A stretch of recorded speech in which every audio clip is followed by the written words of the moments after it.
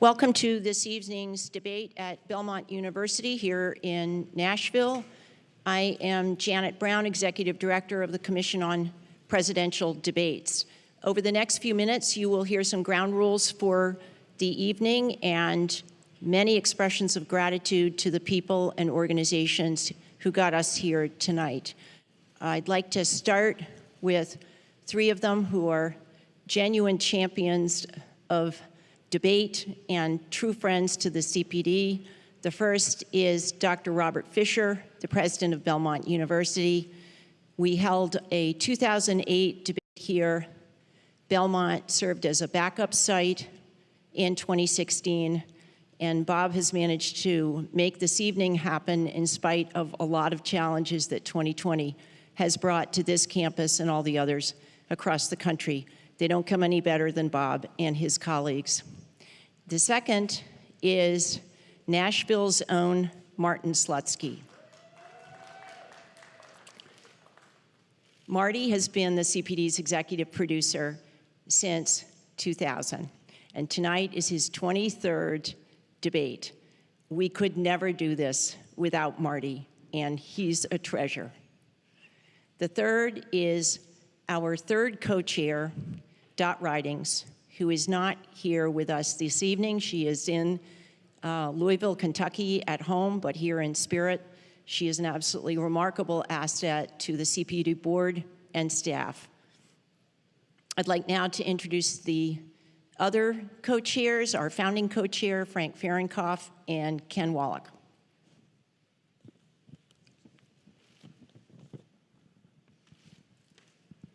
Good evening, ladies and gentlemen, and I join Janet in welcoming you all to Belmont and to Nashville. And we really owe a great debt of gratitude to the city and to this university. They've been so courteous and working so hard for us. And what a beautiful place this is. I hope you all got a chance to walk around and see this marvelous campus. We also have a crew. You see some of the people working around. There are cameramen, lighting people, people who produce this great background. We have over 60 of them. And we've had 4 debates in 4 different parts of this country. And thanks to United Airlines, which stepped up to the plate and is providing free of charge air service for our entire crew back and forth from one city to another. And so we really owe United Airlines. Now this one sounds funny, but we also owe Anheuser-Busch a great thank you, not only for their beer, but for what they've done for this commission for many, many years. It's a little less of a lift now. Normally, if we were here with normal times, there'd be 900 of you probably in this audience. But with coronavirus, it just wasn't necessary for us to, and possible for us to do that.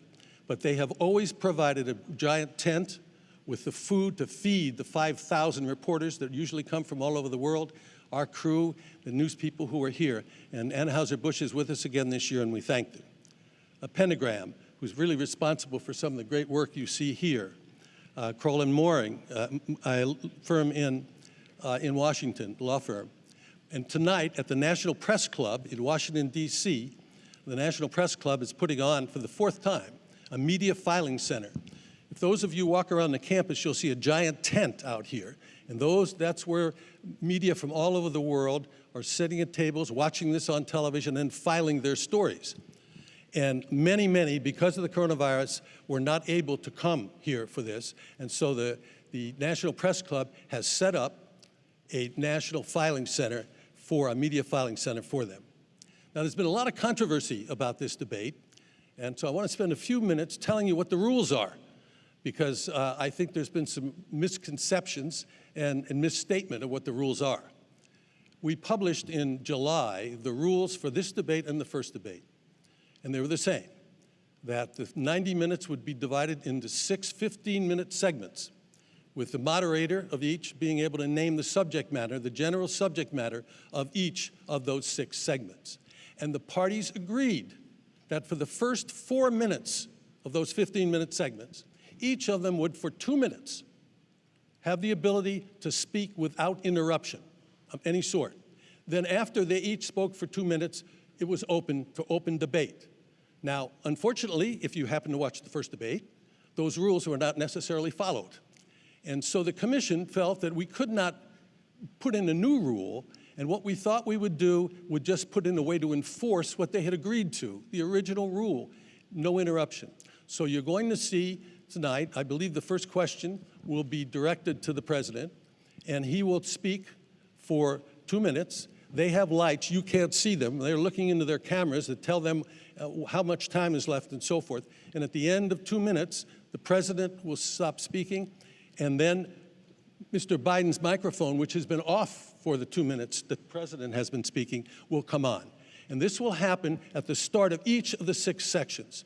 There's no other censure, there's no other buttons that are going to be pushed to stop them, because the rest of the time in each of the segments is for open debate. We want them to engage each other. We hope they do it civilly and discuss the issues so that the American people will learn something about where they are on the issues.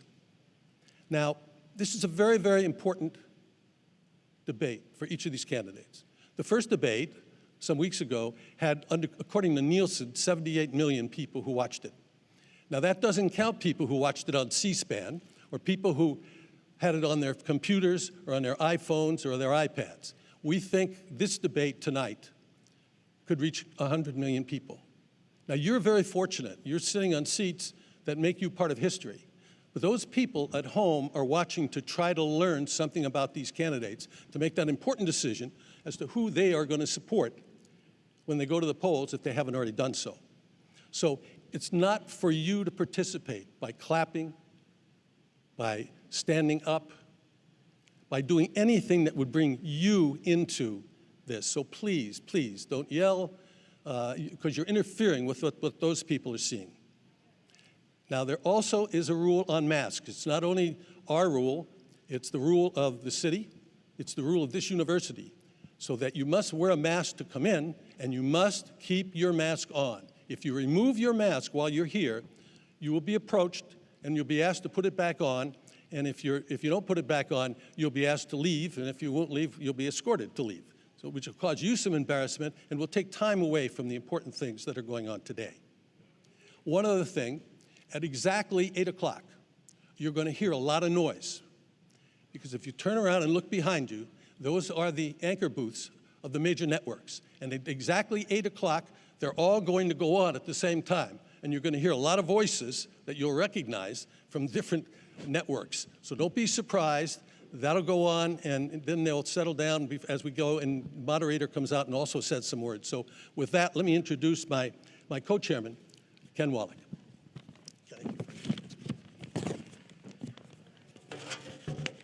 Good evening. I join Frank, Janet, and fellow board members, including Yvonne Howe and John Griffin, who are with us tonight, in welcoming you to the 24th presidential debate sponsored and organized by the Commission on Presidential Debates, and the second hosted by Belmont University. As the newest co-chair of the Commission, I'm proud to work alongside dedicated board members and a talented staff and crew who, against uphill odds, have built a nonpartisan institution since the Commission was established in 1987. Our sole mission continues to be the holding of debates that serve and inform the American people. Now, please spare me a moment to explain the Commission's efforts. Debates have evolved over the past 3 decades.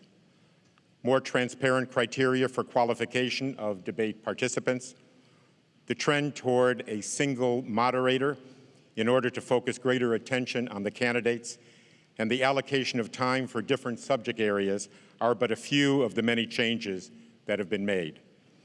Many of the details for organizing the debates are left to agreement by the candidates themselves. The Commission has selected the times and places for debates, the moderators, and the debate formats.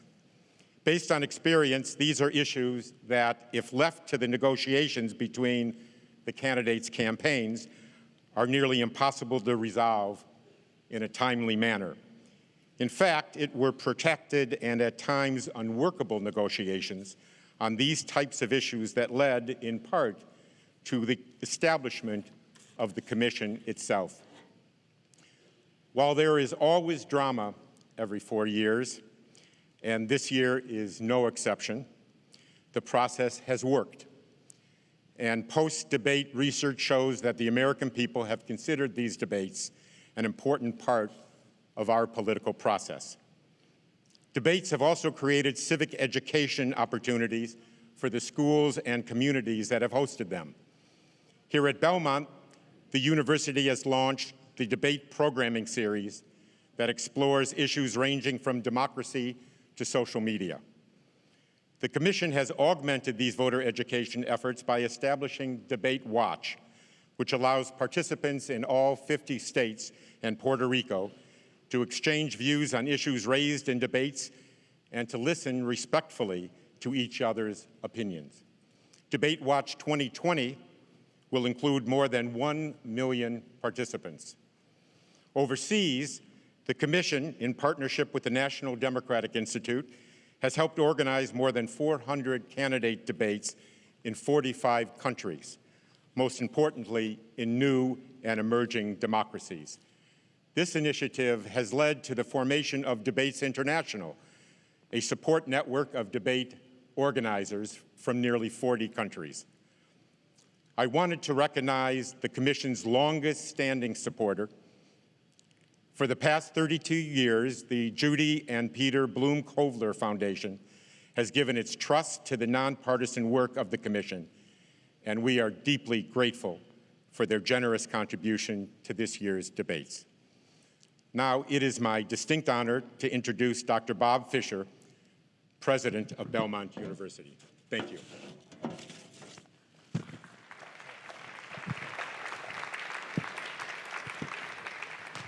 Thank you. Hey, Frank, how are you? Thank you. Thank you, and good evening, everyone.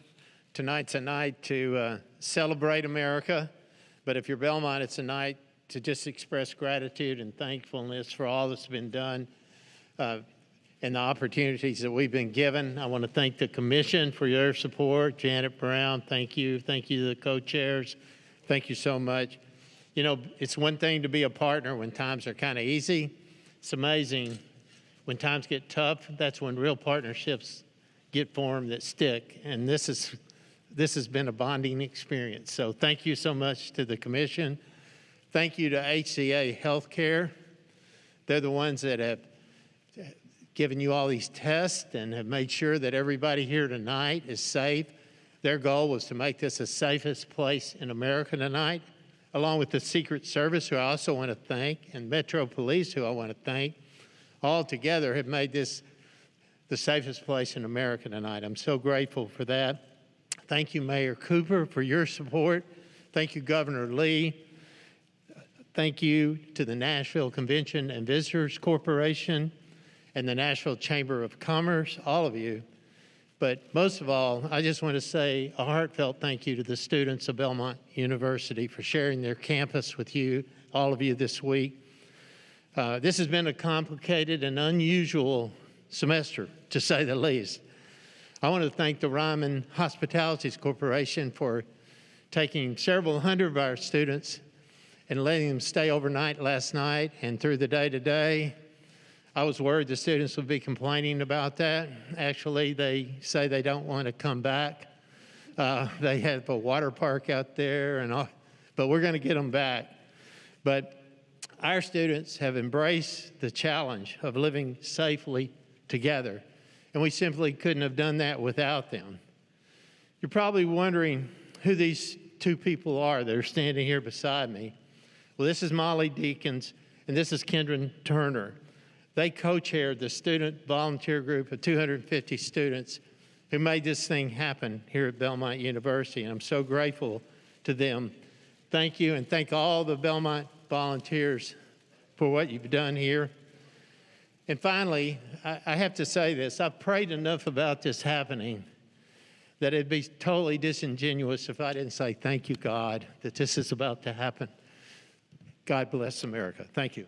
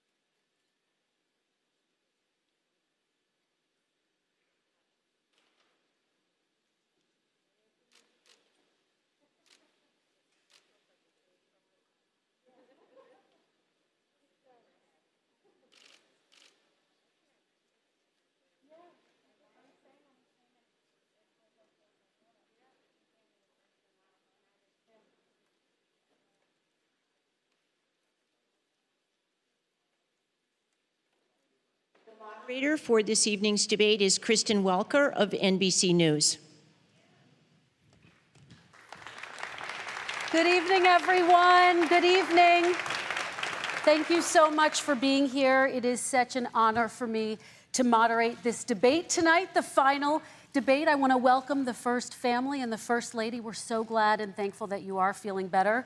I want to welcome the Biden family, Dr. Jill Biden. Thank you all for being here tonight. We are so excited. We're looking forward to a really robust discussion. And the only thing I would reiterate are the CPD guidelines that when the candidates are talking, please hold any applause or any other reactions, except, of course, when they walk out. Make sure you cheer and loud and applause so that everyone can hear you. Thank you for having me. This is really the honor of a lifetime. I am going to sit down and just get organized and get settled, and the show will start very soon. Thank you for being here.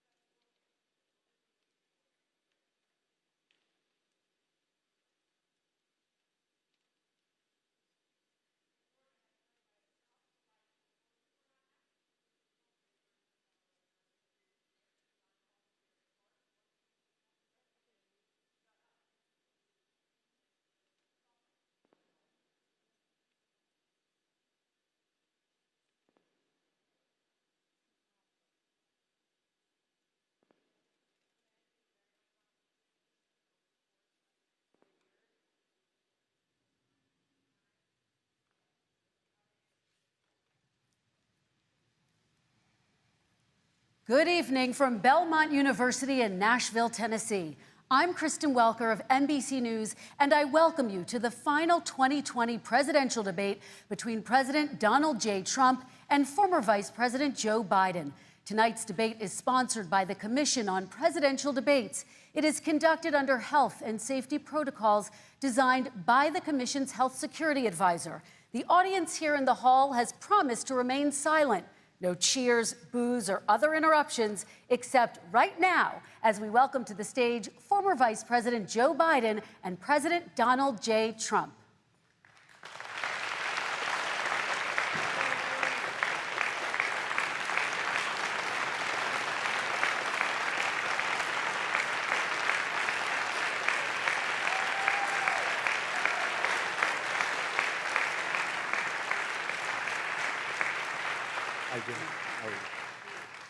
And I do want to say a very good evening to both of you. This debate will cover 6 major topics. At the beginning of each section, each candidate will have 2 minutes uninterrupted to answer my first question. The debate commission will then turn on their microphone only when it is their turn to answer, and the commission will turn it off exactly when the 2 minutes have expired.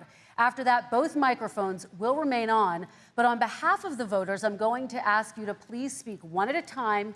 The goal is for you to hear each other and for the American people to hear every word of what you both have to say.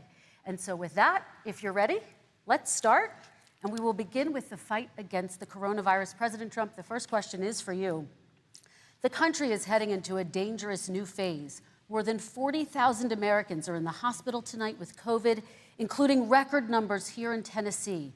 And since the two of you last shared a stage, 16,000 Americans have died from COVID. So please be specific. How would you lead the country during this next stage of the coronavirus crisis? 2 minutes, uninterrupted. So, as you know, 2.2 million people modeled out were expected to die.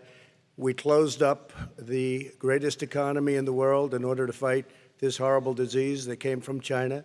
It's a worldwide pandemic. It's all over the world. You see the spikes in Europe and many other places right now. If you notice, the mortality rate is down 85%. The excess mortality rate is way down and much lower than almost any other country.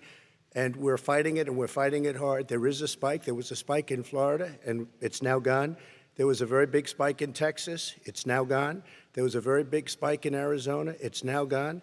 And there are some spikes and surges in other places. They will soon be gone. We have a vaccine that's coming. It's ready. It's going to be announced within weeks, and it's going to be delivered. We have Operation Warp Speed, which is the military is going to distribute the vaccine.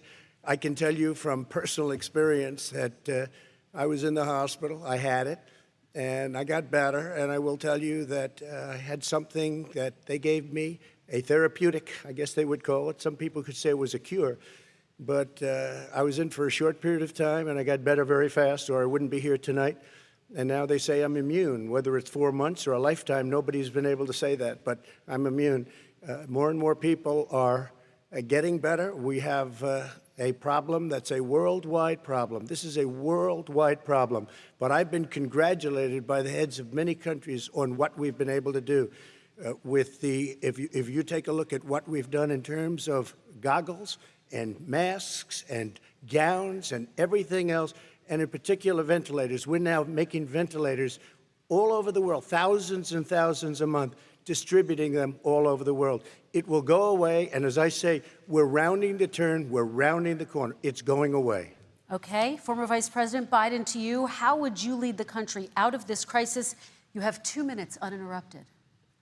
220,000 Americans dead. If you hear nothing else I say tonight, hear this.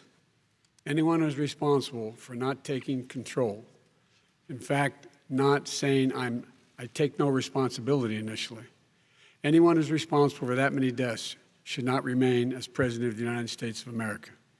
We're in a situation where there are 1,000 deaths a day now, 1,000 deaths a day. And there are over 70,000 new cases per day. Compared to what's going on in Europe, as the New England Medical Journal said, they're starting from a very low rate. We're starting from a very high rate. The expectation is we'll have another 200,000 Americans dead between now and the end of the year. If we just wore these masks, the president's own advisors have told him, we could save 100,000 lives. And we're in a circumstance where the president thus far and still has no plan, no comprehensive plan. What I would do is make sure we have everyone encouraged to wear a mask all the time. I would make sure we move in the direction of rapid testing, investing in rapid testing. I would make sure that we set up national standards as to how to open up schools and open up businesses so they can be safe and give them the wherewithal, the financial resources to be able to do that. We're in a situation now where the New England Medical Journal, one of the most serious journals in the whole world, said for the first time ever that the way this president has responded to this crisis has been absolutely tragic. And so, folks, I will take care of this. I will end this. I will make sure we have a plan. President Trump, I'd like to follow up with you in your comments. You talked about taking a therapeutic. I assume you're referencing Regeneron. You also said a vaccine will be coming within weeks. Yes. Is that a guarantee? No, it's not a guarantee, but it will be by the end of the year. But I think it has a good chance. There are two companies, I think, within a matter of weeks, and it will be distributed very quickly. Can you tell us which companies? Johnson & Johnson is doing very well. Moderna is doing very well. Pfizer is doing very well. And we have numerous others. Then we also have others that we're working on very closely with other countries, in particular Europe. Let me follow up with you, and because this is new information, you have said a vaccine is coming soon, within weeks now. Your own officials say it could take well into 2021 at the earliest for enough Americans to get vaccinated. And even then, they say the country will be wearing masks and distancing into 2022. Is your timeline realistic? No, I think my timeline is going to be more accurate. I don't know that they're counting on the military the way I do, but we have our generals lined up, one in particular that's the head of logistics. And this is a very easy distribution for him. He's ready to go as soon as we have the vaccine. And we expect to have 100 million vials. As soon as we have the vaccine, he's ready to go. Vice President Biden, your reaction, and just 40% of Americans say they would definitely agree to take a coronavirus vaccine if it was approved by the government. What steps would you take to give Americans confidence in a vaccine if it were approved? Make sure it's totally transparent. Have the scientists of the world see it, know it, look at it, go through all the processes. And by the way, this is the same fellow who told you this is going to end by Easter last time. This is the same fellow who told you that, don't worry, we're going to end this by the summer. We're about to go into a dark winter. And he has no clear plan, and there's no prospect that there's going to be a vaccine available for the majority of the American people before the middle of next year. President Trump, your reaction, he says you have no I don't think we're plan. going to have a dark winter at all. We're opening up our country. We've learned and studied and understand the disease, which we didn't at the beginning. When I closed and banned China from coming in heavily infected, and then ultimately Europe, but China was in January. Months later, he was saying I was xenophobic. I did it too soon. Now he's saying, oh, I should have, moved quicker. But he didn't move quicker. He was months behind me, many months behind me. And frankly, he ran the H1N1 swine flu, and it was a total disaster, far less lethal, but it was a total disaster. Had that had this kind of numbers, 700,000 people would be dead right now, but it was a far less lethal disease. Look, his own person who ran that for him, who, as you know, was his chief of staff, said it was catastrophic, it was horrible, we didn't know what we were doing. Now he comes up and he tells us how to do this. Also, everything that he said about the way every single move that he said we should make, that's what we've done. We've done all of it. But he was way behind us. Vice President Biden, your response. My response is he is xenophobic, but not because he shut down access from China. And he did it late after 40 countries had already done that. In addition to that, what he did, he made sure that we had 44 people that were in there in China trying to get to Wuhan to determine what exactly the source was. What did the president say in January? He said, no, he said, he's being transparent. The president of China is being transparent. We owe him a debt of gratitude. We have to thank him. And then what happened was we started talking about using the Defense Act to make sure we go out and get whatever is needed out there to protect people. And again, I go back to this. He had nothing, he did virtually nothing. And then he gets out of the hospital and he talks about, don't worry, it's all going to be over soon. Come on. There's not another serious scientist in the world who thinks it's going to be over soon. President Trump, your reaction? I say over soon. I say we're learning to live with it. We have no choice. We can't lock ourselves up in a basement like Joe does. He has the ability to lock himself up. I don't know. He's obviously made a lot of money someplace, but he has this thing about living in a basement. People can't do that. By the way, I, as the president, couldn't do that. I'd love to put myself in the basement or in a beautiful room in the White House and go away for a year and a half until it disappears. I can't do that. And Kirsten, every meeting I had, and I'd meet a lot of families, including Gold Star families and military families, every meeting I had, and I had to meet them. I had to. It would be horrible to have canceled everything. I said, this is dangerous. And you catch it. And, I caught it. I learned a lot. Great doctors, great hospitals. And now I recovered. 99.9 of young people recover. 99% of people recover. We have to recover. We can't close up our nation. We have to open our school, and we can't close up our nation, or you're not going to have a nation. And of course, the CDC has said young people can get sick with COVID-19 and can pass it. Vice President Biden, I want to talk broadly about strategy, though. Can I respond to that? 30 seconds, please, and then I have a seconds. question. No, number one, he says that we're learning to live with it. People are learning to die with it. You folks home will have an empty chair at the kitchen table this morning. That man or wife going to bed tonight and reaching over to try to touch out of habit where their wife or husband is gone. Learning to live with it. Come on. We're dying with it because he has never said, you said it's dangerous. When's the last time? Is it really dangerous still? Are we dangerous? You tell the people it's dangerous now? What should they do about the danger? And you say, I take no responsibility. Let me talk about your two. Excuse me, I take full responsibility. It's not my fault that he came here. It's China's fault. And you know what? It's not Joe's fault that he came here either.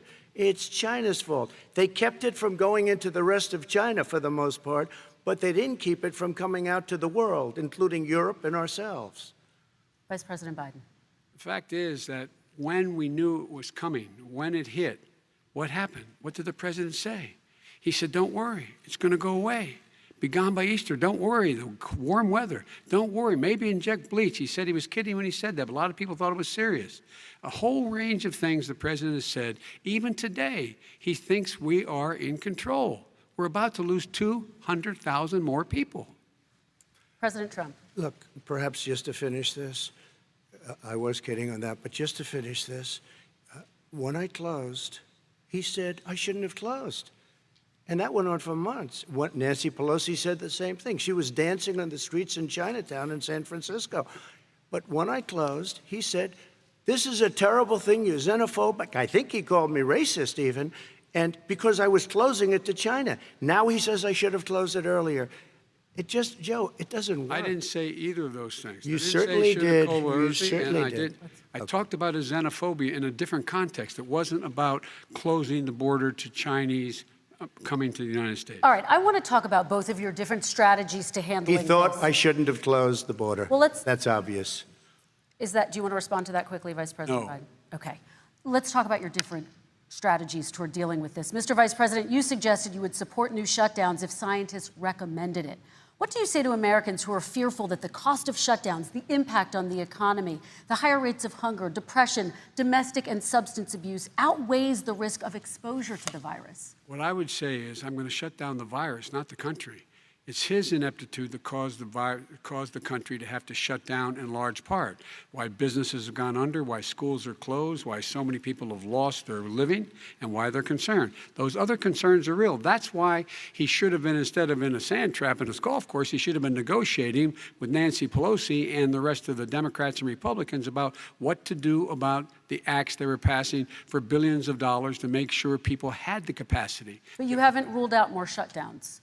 Well, no, I'm not shutting down the nation, but look, you need standards. The standard is if you have a reproduction rate in a community that's above a certain level, everybody says, slow up, more social distancing, do not open bars and do not open gymnasiums, do not open until you get this under control. under more control. But when you do open, give the people the capacity to be able to open and have the capacity to do it safely. For example, schools. Schools, they need a lot of money to open. They need to deal with ventilation systems. They need to deal with smaller classes, more teachers, more pods. And he's refused to support that money, or at least up to now. Let's talk about schools. President Well, Trump, I think we have to respond, if I might. please, and then I have a follow-up. Thank you, and I appreciate that. Look, all he does is talk about shutdowns, but forget about him. His Democrat governors, Cuomo in New York, you look at what's going on in California, you look at Pennsylvania, North Carolina, Democrats all, they're shut down so tight, and they're dying. They're dying. And he supports all these people. All he talks about is shutdowns. No, we're not going to shut down, and we have to open our schools. And it's like, as an example, I have a young son. He also tested positive. By the time I spoke to the doctor the second time, he was fine. It just went away. Young people, I guess it's their immune system. Let me follow up with you, President Trump. You've demanded schools open in person and insist they can do it safely. But just yesterday, Boston became the latest city to move its public school system entirely online after a coronavirus spike. What is your message to parents who worry that sending their children to school will endanger not only their kids, but also their teachers and families? I want to open the schools. The transmittal rate to the teachers is very small, but I want to open the schools. We have to open our country. We're not going to have a country. You can't do this. We can't keep this country closed. This is a massive country with a massive economy. People are losing their jobs. They're committing suicide. There's depression, alcohol, drugs at a level that nobody's ever seen before. There's abuse, tremendous abuse. We have to open our country. You know, I've said it often. The cure cannot be worse than the problem itself. And that's what's happening. And he wants to close down. He'll close down the country if one person in our massive bureaucracy says we should close it down. Vice President Biden, your response. Simply not true. We ought to be able to walk and chew gum at the same time. We ought to be able to safely open, but when they need resources to open. You need to be able to, for example, if you're going to open a business, have social distancing within the business. You need to have, if you have a restaurant, you need to have plexiglass dividers so people cannot infect one another. You need to be in a position where you can take testing rapidly and know whether a person is, in fact, infected. You need to be able to trace. You need to be able to provide all the resources that are needed to do this. And that is not inconsistent with saying that we're going to make sure that we can open safely. And by the way, all you teachers out there, not that many of you are going to die, so don't worry about it. Come on. President Trump, let me follow up with you quickly. By the way, I will say this. If you go and look at what's happened to New York, it's a ghost town. It's a ghost town. And when you talk about plexiglass, these are restaurants that are dying. These are businesses with no money. Putting up plexiglass is unbelievably expensive, and it's not the answer. I mean, you're going to sit there in a cubicle wrapped around with plastic. These are businesses that are dying, Joe. You can't do that to people.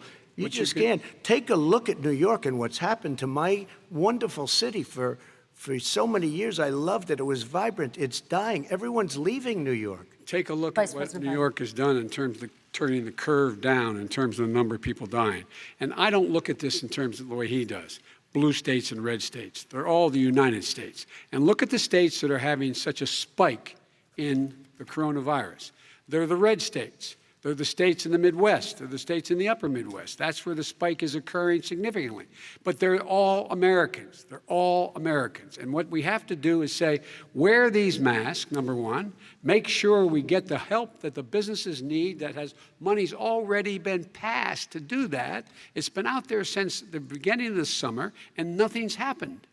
President, New York has lost more than 40,000 people, 11,000 people in nursing homes. President Trump, what When you say spike, take a look at what's happening in Pennsylvania, where they've had it closed. Take a look at what's happening with your friend in Michigan, where her husband's the only one allowed to do anything. It's been like a prison. Now it was just ruled unconstitutional. Take a look at North Carolina. They're having spikes, and they've been closed. And they're getting killed financially. We can't let that happen, Joe. You can't let that happen. We have to open up. And we understand the disease. We have to protect our seniors. We have to protect our elderly. We have to protect especially our seniors with heart problems and diabetes problems, and we will protect them. We have the best testing in the world by far. That's why we have so many cases. Let me follow up As it with you shows. before we move on to our next section. President Trump, this week you called Dr. Anthony Fauci, the nation's best-known infectious disease expert, quote, a disaster. You described him and other medical experts as, quote, idiots. If you're not listening to them, who are you listening to as you fight this? I'm listening to all of them, including Anthony. I get along very well with Anthony. But he did say, don't wear masks.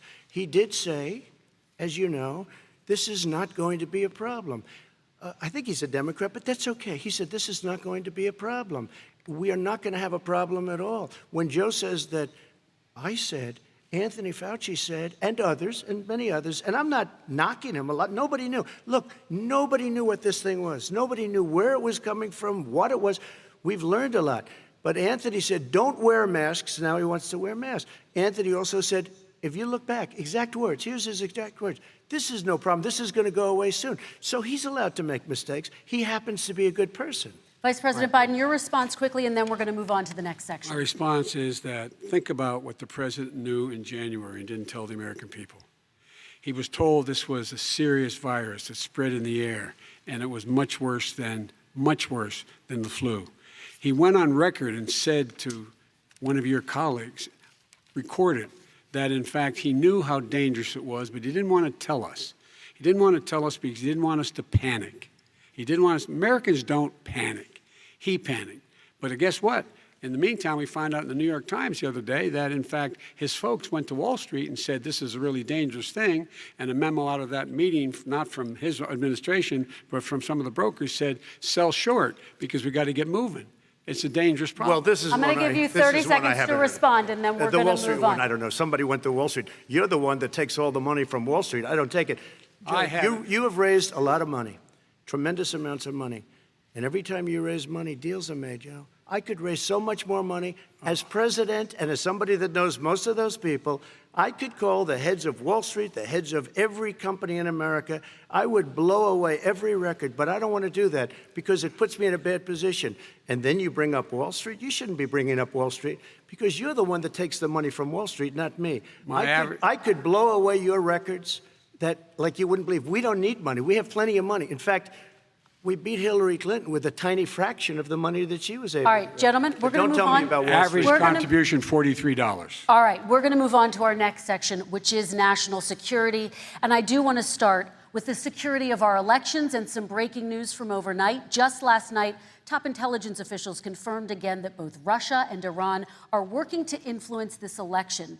Both countries have obtained U.S. voter registration information, these officials say, and Iran sent intimidating messages to Florida voters. This question goes to you, Mr. Vice President. What would you do to put an end to this threat? You have 2 minutes uninterrupted. I made it clear, and I ask everyone else to take the pledge. I made it clear that any country, no matter who it is, that interferes in American elections will pay a price. They will pay a price. And it's been overwhelmingly clear this election, I won't even get into the last one, this election, that Russia has been involved, China has been involved to some degree, and now we learn that Iran is involved. They will pay a price if I'm elected. They're interfering with American sovereignty. That's what's going on right now. They're interfering with American sovereignty. And to the best of my knowledge, I don't think the president said anything to Putin about it. I don't think he's talking to them a lot. I don't think he said a word. I don't know why he hadn't said a word to Putin about it. And I don't know what he has recently said, if anything, to the Iranians. My guess is he'd probably be more outspoken with regard to the Iranians. But the point is this, folks. We are in a situation where we have foreign countries trying to interfere in the outcome of our election. His own national security advisor told him that what is happening with his buddy, I will. His buddy, Rudy Giuliani, he's being used as a Russian pawn. He's being fed information that is Russian, that is not true. And then what happens? Nothing happens. And then you find out that everything that's going on here about Russia is wanting to make sure that I do not get elected the next president of the United States because they know I know them and they know me. I don't understand why this president is unwilling to take on Putin when he's actually paying bounties to kill American soldiers in Afghanistan, when he's engaged in activities that are trying to destabilize all of NATO. I don't know why he doesn't do it, but it's worth asking the question, why isn't that being done? Any country that interferes with us will, in fact, pay a price because they're affecting our sovereignty. President Trump, same question to you. Have to Let respond. me ask the Yes. question. You're going to have 2 minutes to respond. For 2 elections in a row now, there has been substantial interference from foreign adversaries. What would you do in your next term to put an end to this? 2 minutes uninterrupted. Well, let me respond to the first part as Joe answered. Joe got $3.5 million from Russia, and it came through Putin because he was very friendly with the former mayor of Moscow, and it was the mayor of Moscow's wife. And you got $3.5 million. Your family got $3.5 million. And, you know, someday you're going to have to explain, why did you get 3.5? I never got any money from Russia. I don't get money from Russia. Now, about your thing last night, I knew all about that. And through John Ratcliffe, who is fantastic, DNI, he said, the one thing that's common to both of them, they both want you to lose, because there has been nobody tougher to Russia. Between the sanctions, nobody tougher than me on Russia. Between the sanctions, between all of what I've done with NATO, you know, I've got the NATO countries to put up an extra $130 billion, going to $420 billion a year. That's to guard against Russia. I sold, while he was selling pillows and sheets, I sold tank busters to Ukraine. There has been nobody tougher on Russia than Donald Trump.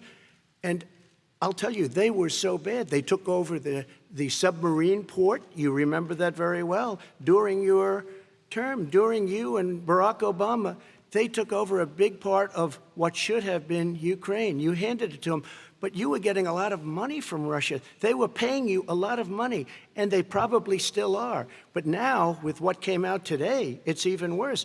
All of the emails, the horrible emails of the kind of money that you were raking in, you and your family. And Joe, you were vice president when some of this was happening, and it should have never happened. And I think you owe an explanation to the American people. Why is it? Somebody just had a news conference a little while ago who was essentially supposed to work with you and your family, but what he said was damning. And regardless of me, I think you have to clean it up and talk to the American people. Maybe you can do it right now. Vice President Biden, you may respond. 30 straight seconds. here. And then I do want to follow up on the election security. I have not taken a penny from any foreign source ever in my life. We learned that this president paid 50 times the tax in China, has a secret bank account with China, does business in China, and in fact is talking about me taking money.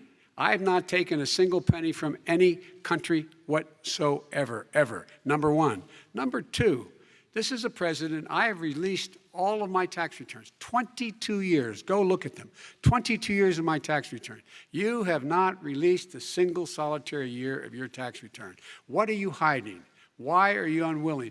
The foreign countries are paying you a lot. Russia's paying you a lot. China's paying you a lot. And your hotels and all your businesses all around the country, all around the world. And China's building a new road to a new a golf course you have overseas. So what's going on here? Why don't release your tax return or stop talking about corruption? President Trump, your response. First of all, I called my accountants under audit. I'm going to release them as soon as we can. I want to do it, and it'll show how successful, how great this company is. But much more importantly than that, people were saying $750. I asked them a week ago, I said, what did I pay? They said, sir, you prepaid tens of millions of dollars. I prepaid my tax. Tens over the last number of years. Tens of millions of dollars I prepaid because at some point they think it's an estimate. They think I may have to pay tax. So I already prepaid it. Nobody told me that. Did your accountant Nobody tell you told when you you that. could release Excuse them? me. And it wasn't written whenever they write this. They keep talking about $750, which I think is a filing fee. But let me just tell you, I prepaid millions and millions of dollars in taxes. Number one. Number two, I don't make money from China. You do. I don't make money from Ukraine. You do. I don't make money from Russia. You made $3.5 million, Joe, and your son gave you. They even have a statement that we have to give 10% to the big man. You're the big man, I think. I don't know. Maybe you're not, but you're the big man, I think. Your son said we have to give 10% to the big man. Joe, what's that all about? It's terrible. All right, gentlemen, I want to ask you both some questions I have to about all of this, respond to but that. I'm going to let you both respond very quickly. You just said you spoke to your accountant Yes. about potentially releasing your taxes. Did he tell you when you can release them? Do you As have soon a as the audit is deadline for finished. when you're going to release them I to the get American treated people? worse than the Tea Party got treated. Because you I have a don't lot have of a time. people in there, deep down in the IRS, they treat me horribly. We made a deal, it was all settled until I decide to run for president. I get treated very badly by the IRS, very unfairly. But we had a deal all done. As soon as we're completed with the deal, I want to release it. But I have paid millions and millions of dollars, and it's worse than paying. I paid in advance. It's called prepaying your taxes. I paid in advance. I want to ask you both about questions regarding your potential foreign entanglements and questions that have been raised to give you both a chance to Some point talk I about gotta this respond to more this. broadly. Respond very quickly, and then I'll get to my question. Why did he's been saying this for 4 years? Show us. Just show us. Stop playing around. You've been saying for 4 years Everybody you're going to knows release your taxes. Nobody knows it, Mr. President. What they do know is you're not paying your taxes, or you're paying taxes that are so low. When last time he said what he paid, he said, I only pay that little because I'm smart. I know how to game the system. Come on. Come on, folks. Very So quickly, President Trump, and then I want to get to two questions to both of you on this. I was put through a phony witch hunt for 3 years. It started before I even got elected. They spied on my campaign. No president should ever have to go through what I went through. Let me just say this. Mueller and 18 angry Democrats and FBI agents all over the place spent $48 million. They went through everything I had, including my tax returns, and they found absolutely no collusion and nothing wrong. $48 million. I guarantee you, if I spent $1 million on you, Joe, I could find plenty wrong. Because All the right. kind of things that you've done and the kind of monies that your family has taken, I mean, your brother made money in Iraq. Let me- Millions of dollars. Your other brother made a fortune, and it's all through you, Joe. And they say you get some of it, and you do live very well. You have houses all over the place. You live very well. All right, gentlemen, let me just ask some questions about all of this broadly. Vice President Biden, there have been questions about the work your son has done in China and for a Ukrainian energy company when you were vice president. In retrospect, was anything about those relationships inappropriate or unethical? Nothing was unethical. Here's what the deal. With regard to Ukraine, we had this whole question about whether or not, because he was on the board, I later learned of a Burisma, a company, that somehow I had done something wrong. Yet every single solitary person, when he was going through his impeachment, testifying under oath who worked for him, said, I did my job impeccably. I carried out U.S. policy. Not one single solitary thing was out of line. Not a single thing, number one. Number two, the guy who got in trouble in Ukraine was this guy trying to bribe the Ukrainian government to say something negative about me, which they would not do and did not do because it never, ever, ever happened. My son has not made money in terms of this thing about, what are you talking about, China. I have not had, the only guy who made money from China is this guy. He's the only one. Nobody else has made money from China. Never President to Trump, deal with let me China. By the ask way, my question to you. But and could then I just, you'll- one thing? Very quickly. His son didn't have a job for a long time, was sadly no longer in the military service. I won't get into that. And he didn't have a job. As soon as he became vice president, Burisma, not the best reputation in the world. I hear they paid him $183,000 a month. Listen to this. $183, and they gave him a $3 million upfront payment. All right. And he had no energy I'm going to let the vice president That's respond to that quickly, 100% and then I need to get to a dishonest. question to you. Very No quickly. basis Mr. for Vice that. Everybody investigated that. No one said anything he did was wrong in Ukraine. Okay, President Trump, this is for you. Since you took office, you've never divested from your business. You've personally promoted your properties abroad.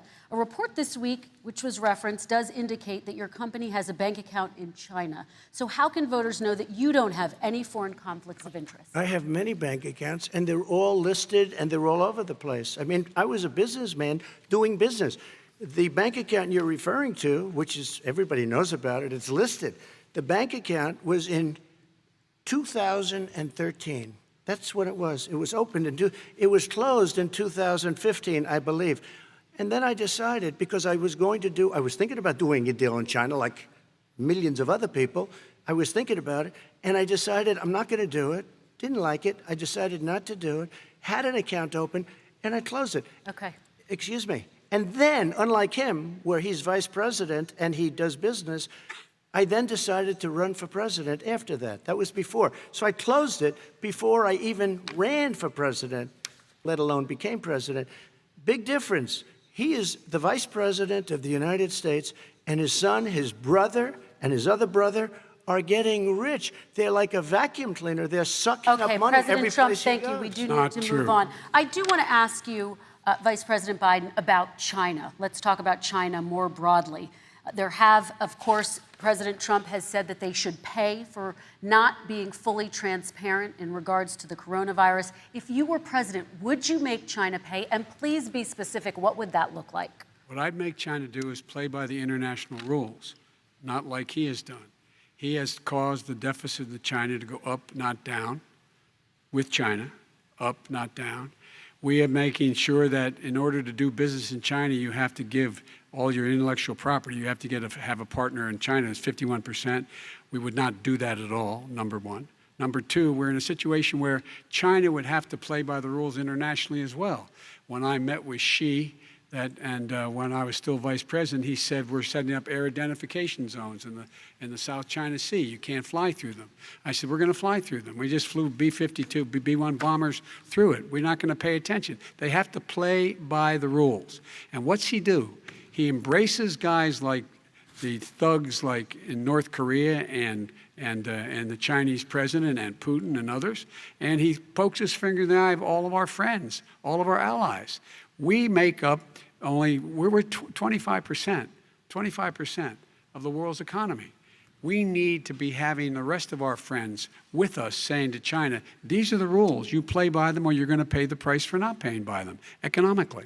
That's the way I will run it, and that's what we did in upholding steel tariffs and a range of other things when we were president and vice president. All right, let's talk about North Korea. Excuse me, no, I have to Yes. respond to that. Okay, very quickly, and My then we're son going to move walked on out to with North $1.5 billion Korea. from China to Not manage after true. spending 10 minutes in office and being in Air Force Two, number one. Number two, there's a very strong email talking about your family wanting to make $10 million a year for introductions. President Trump, on China policy, true. though, what No, but wait a specifically are minute. you going to do? What specifically are you going to do to make China pay? You've said you're going First to of make all, them pay. China is paying. They're paying billions and billions of dollars. I just gave New $28 billion. sanctions? New sanctions? I just gave $28 billion to our farmers. because Taxpayers' China, money. It's what? Taxpayers' money. Didn't No, come no, from yeah, China. you know who the taxpayer is? It's called China. China paid true. $28 billion, and you know what they did to pay it, Joe? They devalued their currency, and they also paid up. And you know who got the money? Our farmers, our great farmers, because they were targeted. You never charged them anything. Also, I charged them 25% on dumped steel because they were killing our steel industry. We were not going to have a steel industry. Okay. And now we have a steel Okay, industry. Vice President Biden, your response, please. Our response is, look, this isn't about, there's a reason why he's bringing up all this malarkey. There's a reason for it. He doesn't want to talk about the substantive issues. It's not about his family and my family. It's about your family. And your family's hurting badly. If you're making if you're a middle-class family, you're getting hurt badly right now. You're sitting at the kitchen table this morning deciding, well, we can't get new tires, they're bald because we have to wait another month or so. Or are we going to be able to pay the mortgage? Or who's going to tell her she can't go back to community college? They're the decisions you're making in the middle-class families like I grew up in Scranton and Claymont. They're in trouble. We should be talking about your families, but that's the last thing he wants to talk about. I want That is a to talk typical about statement. North Korea. Excuse me, just I do for want 1 to turn second, to please. 10 seconds, Mr. President. That's 10 a seconds. typical political statement. Let's get off this China thing, and then he looks, the family, around the table, everything. Just a typical politician when I see that. Let's talk about I'm not North a typical Korea now. politician. Okay, That's why I got President Trump. elected. Let's Let's get off the subject of China. Let's talk sitting around the table. All right. Come on, Joe, you can do better. We're going to talk about North Korea now. President Trump, you've met with North Korean leader Kim Jong-un 3 times. You've talked about your beautiful letters with him. You've touted the fact that there hasn't been a war or a long-range missile test. And yet North Korea recently rolled out its biggest ever intercontinental ballistic missile and continues to develop its nuclear arsenal. Do you see that as a betrayal of the relationship you forged? Just 30 seconds here because we need to get on to the next. So when I met with Barack Obama, we sat in the White House. right at the beginning, had a great conversation. It was supposed to be 15 minutes, and it was well over an hour. He said the biggest problem we have with North Korea. He indicated we will be in a war with North Korea. Guess what? It would be a nuclear war, and he does have plenty of nuclear capability. In the meantime, I have a very good relationship with him. Different kind of a guy, but he probably thinks the same thing about me. We have a different kind of a relationship. We have a very good relationship, and there's no war. And you know, about 2 months ago, he broke into a certain area. They said, oh, there's going to be trouble. I said, no, they're not, because he's not going to do that. And I was right. Look, instead of being in a war where millions of people, Seoul, you know, is 25 miles away, millions and millions, 32 million people in Seoul, millions of people would be dead right now. President we Trump, don't have that's a war, 30 and seconds. I have a good Thank relationship. you. Vice President Biden, to you. North Korea conducted 4 nuclear tests under the Obama administration. Why do you think you would be able to rein in this persistent threat right Because now? I'd make it clear, which we were making clear to China, they had to be part of the deal. Because here's I made it clear, and as a spokesperson of the administration when I went to China, that they said, why are you moving your missile defense up so close? Why are you moving more forces here? Why are you continuing to do military maneuvers with South Korea? I said, because North Korea is a problem, and we're going to continue to do it so we can control them. We're going to make sure we can control them and make sure they cannot hurt us. And so if you want to do something about it, step up and help. If not, it's going to continue. What has he done? He's legitimized North Korea. He's talked about his good buddy, who's a thug, and he talks about how we're better off. And they have much more capable missiles, able to reach U.S. territory much more easily than ever did before. Let me follow up with you, Vice President Biden. You've said you wouldn't meet with Kim Jong-un without preconditions. Are there any conditions under which you would meet with him? On the condition that he would agree that he would be drawing down his nuclear capacity to get the Korean Peninsula should be nuclear-free zone. All right, let's move on to American families. Kristen, they tried Very to quickly, meet with 10 him. seconds, They President. tried to meet with him. He wouldn't do it. He didn't like Obama. He didn't like him. He wouldn't do it. Okay, I know gotta for give him a fact they chance to tried. respond to that He before we wouldn't move do on. it. You And know, that's I- okay.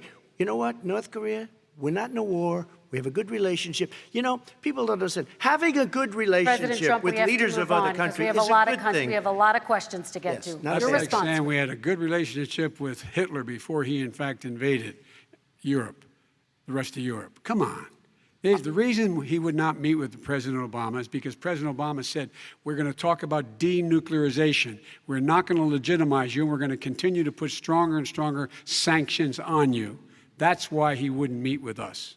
All right, And it let's didn't move happen. on. Let's Excuse move on me. and talk He about left American me a families. mess, Kristen. President Trump, okay, we do They need to move left on. me a mess. North Korea was a mess. We And need in to fact, move if on you so that remember we the can get first to 2 all or of our 3 other months, questions tonight, there was a President very Trump. dangerous period in my first 3 months before we sort of worked things out a little bit. Okay. There was a they left us a mess. And Obama would be, I think, the first to say it was the single biggest problem he thought that our country had. Okay, let's move on to American families and the economy. One of the issues that's most important to them is health care, as you both know. Today, there was a key vote on a new Supreme Court Justice, Amy Coney Barrett, and health care is at the center of her confirmation fight. Over 20 million Americans get their health insurance through the Affordable Care Act. It's headed to the Supreme Court, and your administration, Mr. President, is advocating for the court to overturn it.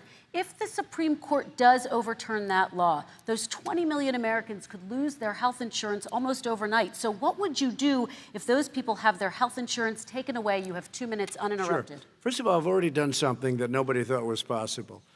Through the legislature, I terminated the individual mandate. That is the worst part of Obamacare, as we call it.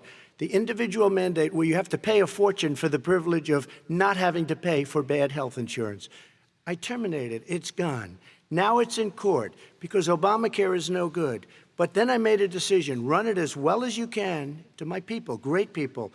Run it as well as you can. I could have gone the other route and made everybody very unhappy. They ran it.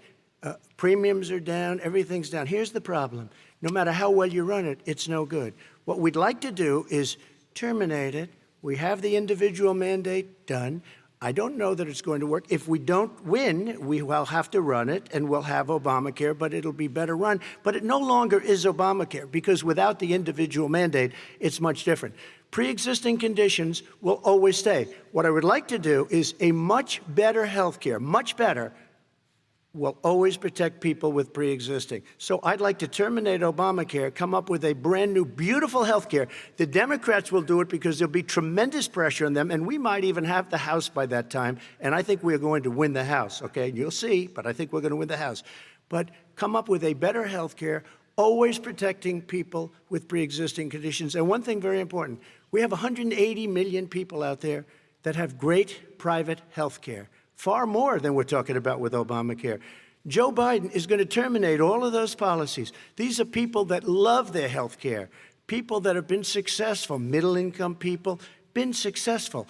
They have 180 million plans, 180 million people, families, under what he wants to do, which will basically be socialized medicine. He won't even have a choice. They want to terminate 180 million plans. We have done an incredible job on health care, and we're going to do even better. Okay, Vice President Biden, yes, this is for you. Your health care plan calls for building on Obamacare. So my question is, what is your plan if the law is ruled unconstitutional by the Supreme Court? You have 2 minutes uninterrupted. What I'm going to do is pass Obamacare with a public option. It'll become Biden-care. The public option is an option that says that if you, in fact, do not have the wherewithal to be, if you qualify for Medicaid and you do not have the wherewithal in your state to get Medicaid, you automatically are enrolled, providing competition for insurance companies. That's what's going to happen. Secondly, we're going to make sure we reduce the premiums and reduce drug prices by making sure that there's competition that doesn't exist now by allowing the Medicare to negotiate drug prices with the insurance companies. Thirdly, the idea that I want to eliminate private insurance, the reason why I had such a fight with 20 candidates for the nomination was I support private insurance. That's why I didn't. Not one single person with private insurance would lose their insurance under my plan, nor did they under Obamacare. They did not lose their insurance unless they chose they wanted to go to something else. Lastly, we're going to make sure we're in a situation that we actually protect pre-existing. There's no way he can protect pre-existing conditions. None, zero. You can't do it in the ether. He's been talking about this for a long time. He's never come up with a plan. I guess we're going to get the pre-existing condition plan the same time we get the infrastructure plan that we've been waiting since 17, 18, 19, and 20. The fact, I still have a few more minutes. I know you're getting anxious. The fact is that he's already cost the American people, because of his terrible handling of the COVID virus and the economic spillover, 10 million people have lost their private insurance. And he wants to take away 22 million more people who have it under Obamacare, and over 110 million people with pre-existing conditions. And all the people from COVID are going to have pre-existing conditions. What are they going to do? I have a follow-up for you, Vice President Biden. It relates to something that President Trump said. He's accusing you of wanting socialized medicine. What do you say to people who have concerns that your health care plan, which includes a government insurance option, takes the country one step closer to a health care system run entirely by the government? What's your response to them? I say it's ridiculous. It's like saying that, the idea that the fact that there's a public option that people can choose, that makes it a socialist plan. Look, the difference between the president, I think health care is not a privilege, it's a right. Everyone should have the right to have affordable health care. And I am very proud of my plan. It's gotten endorsed by all the major labor unions, as well as a whole range of other people who, in fact, are concerned in the medical field. This is something that's going to save people's lives, and this is going to give some people an opportunity to have health care for their children. How many of you home are worried and rolling around in bed tonight wondering what in God's name you're going to do if you get sick because you've lost your home insurance, your health insurance, your company's gone under? We have to provide health insurance for people at an affordable rate, and that's what I do.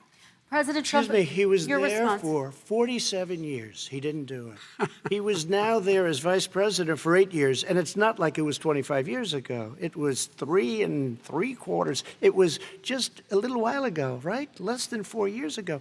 He didn't do anything. He didn't do it. He wants socialized medicine, and it's not that he wants it. His vice president, she is more liberal than Bernie Sanders and wants it even more. Bernie Sanders wants it. The Democrats want it. You're going to have socialized medicine, just like he went with fracking. We're not going to have fracking. We're going to stop fracking. We're going to stop fracking. Then he goes to Pennsylvania after he gets a nomination, where he got very lucky to get it. And he goes to Pennsylvania, And he says, oh, we're going to have fracking. And you never ask that question. And by the way, so far, I respect very much the way you're handling this, I have to say. By the way- But somebody should ask the question. You can ask He the- goes for a year. There will be no fracking. There we will do be have no a number of petroleum. topics we're No, going to but get that's a to. big- that's a big question. And we're going to get to. We're going to get to. It's a the number same of thing with topics. socialized I have to medicine. respond. Vice to President, healthcare. your response, please. My response is people deserve to have affordable health care, period. Period, period, period. And the Biden care proposal will, in fact, provide for that affordable health care, lower premiums. What we're going to do is going to cost some money. It's going to cost over $750 billion over 10 years to do it. And they're going to have lower premiums. You can buy into the better plans, the cheaper plans, lower your premiums, deal with unexpected billing, and have your drug prices drop significantly. He keeps talking about it. He hasn't done a thing for anybody on health care. Not a thing. Kristen, when Very he quickly, says, then I want to talk when about he what's says happening on public Capitol option, Hill. he's talking about socialized medicine and healthcare. When he talks about a public option, he's talking about destroying your Medicare, totally Wrong. destroyed, and destroying your Social Security. And this whole country will come down. You know, Bernie Sanders tried it in his state. He tried it in his state. His governor was a very liberal governor. They wanted to make it work. Okay, It let's was let Vice President impossible Biden to work. respond. It doesn't Vice work. President He's Biden, a very your response. confused guy. He thinks he's running against somebody else. He's running against Joe Biden. I beat all those other people because I disagreed with them.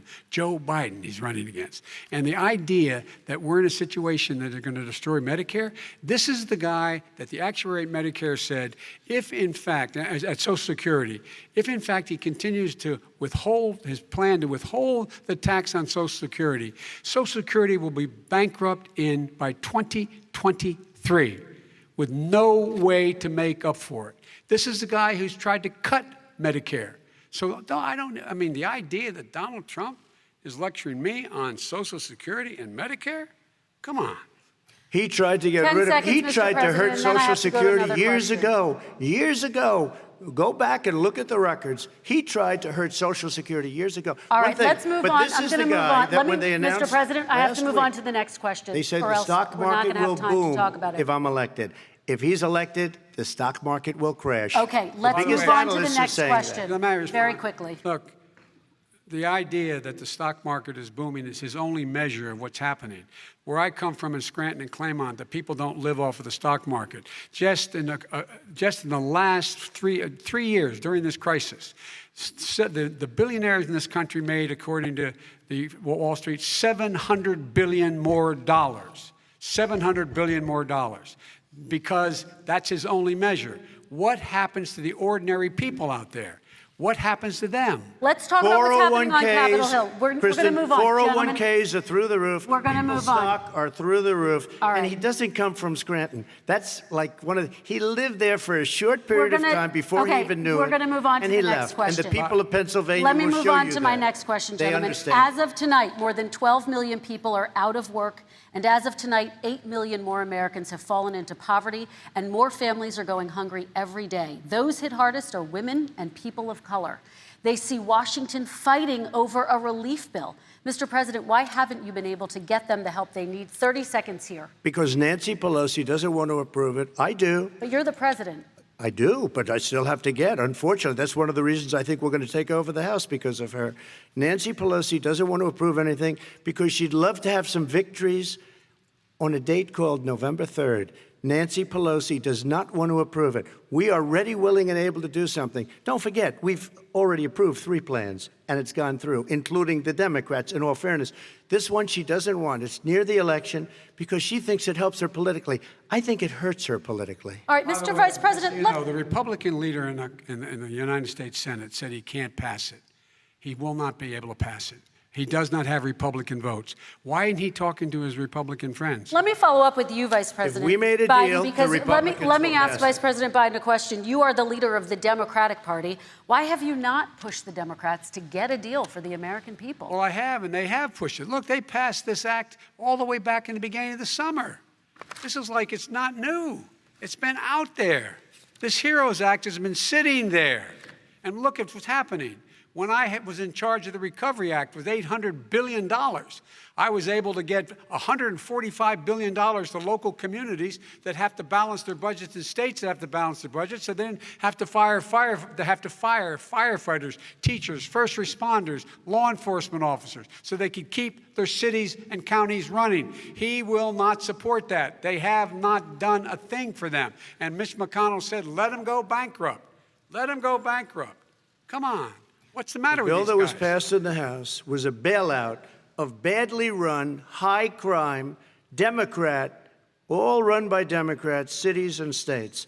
It was a way of getting a lot of money, billions and billions of dollars to these states. It was also a way of getting a lot of money from our people's pockets to people that come into our country illegally. We were going to take care of everything for them. And what that does, and I'd love to do that, I'd love to help them, but what that does, everybody all over the world will start pouring into our country. We can't do it. This was a way of taking care of them. This was a way of spending on things that had nothing to do with COVID, as per your question. But it was really a big bailout for badly run Democrat cities and states. All right, By the way, I want if to. I get elected, I'm running as a proud Democrat, but I'm going to be an American president. I don't see red states and blue states.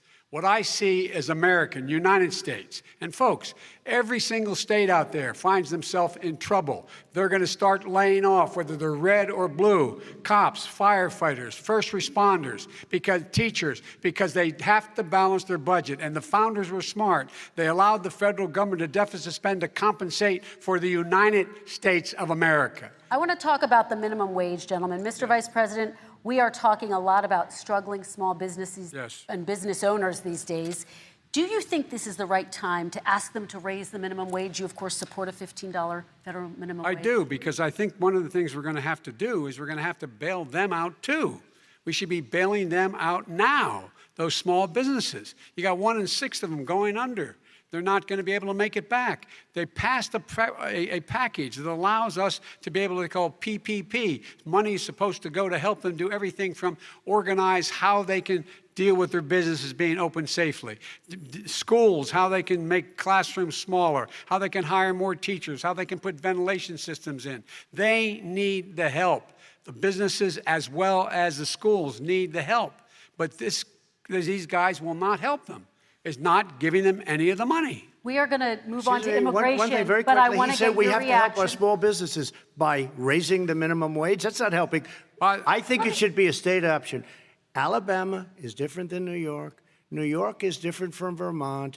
Every state is different. It should be a state option. You said very we have recently. to help. It's very important. We have to help our small businesses. You How said- are you helping your small businesses when you're forcing wages? What's going to happen, and what's been proven to happen, is when you do that, these small businesses fire many of their employees. You said Not very true, recently you would by the way. consider raising the federal minimum it. wage to $15 Say an it. hour. You said recently you would consider raising the federal minimum wage to What I $15 an hour. really Is like, that still the case? And I would consider it to an extent, but In a what I second really like, administration? in a second administration, but not to a level that's going to put all these businesses out of business.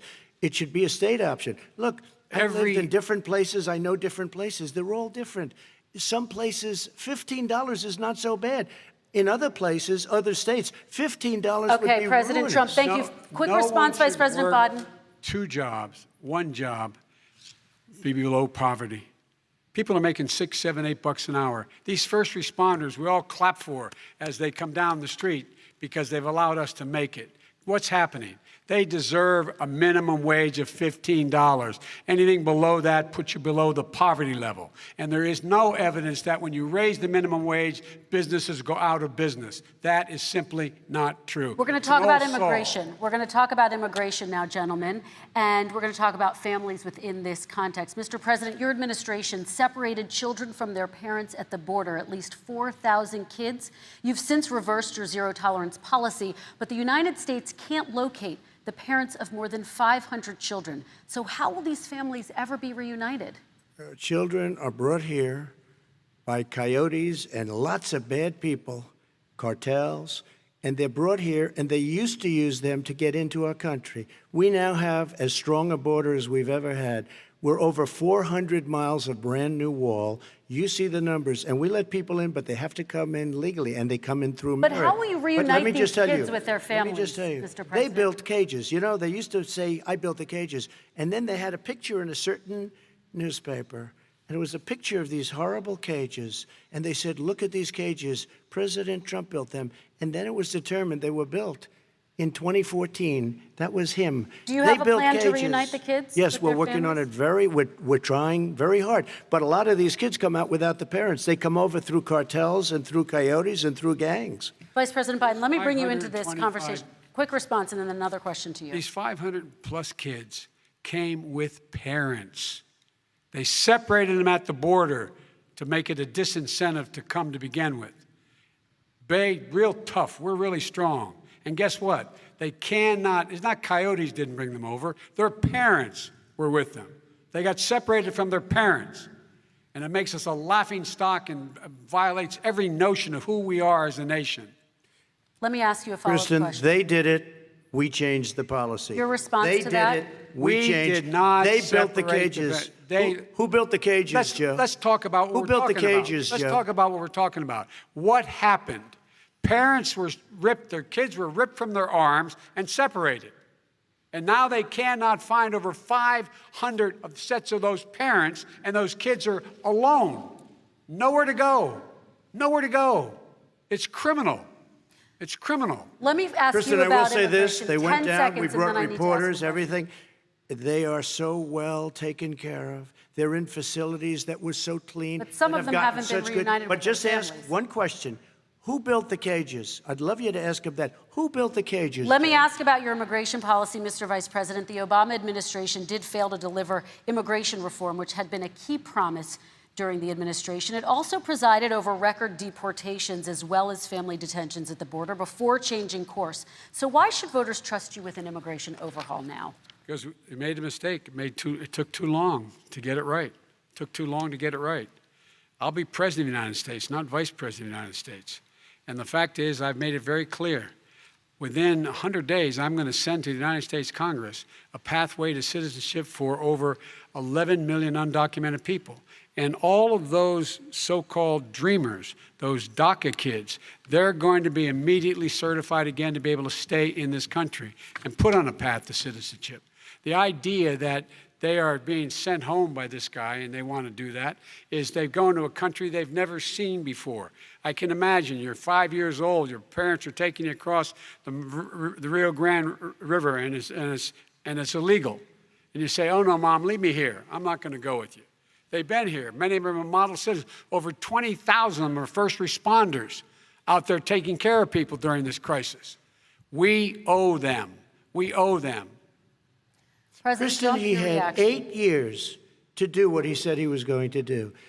And I've We changed did. without having a specific.